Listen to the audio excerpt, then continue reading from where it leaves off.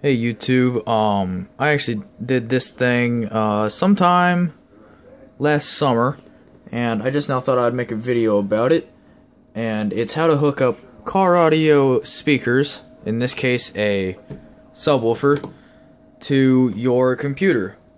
And I'll show you more about that, but before I go any farther, before the comments blow up with how messy and dirty my life is, it's just I have been busy and preoccupied with school and everything else. My life is school, work, sleep, clean up, do everything else when I get a chance.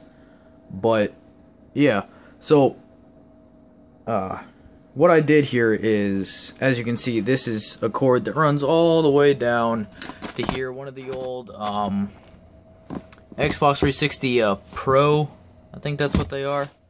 The Pro, whichever one the white series was for like the very first Xbox 360s that came out. Got one of those adapters, and the reason why it's one of those in specific is, holy crap, I still have it.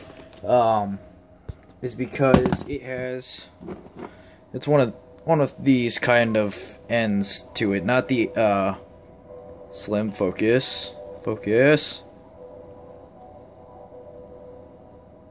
Do it. Nope. Alright, but anyways, you saw how it looked. There, you can kind of see it better right there. But yeah, I cut this end off, and the reason why I chose one of these is because that power supply puts out 750 watts, which I think is around 13 to 13.5 volts, which you only need 12 volts to run a car amplifier, which is what your battery runs on. And if you get something that is an AC to DC converter, because car batteries, or not car batteries, amplifiers run on DC. And what your house, what these plugs right here use, that's using AC. So you can either buy a 12 volt AC to DC converter, but what that limits you to is only 12 volts. That means once you hit a certain bass note, it's going to draw so much power, you're going to clip your converter, and it's going to temporarily shut your amp off, and then come back on as soon as that's done.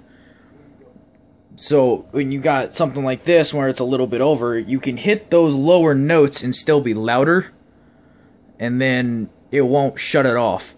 But I'll show you how I wired this in. Now, as it is right now, is that, focus. As it is right now, there are 4 black wires right here.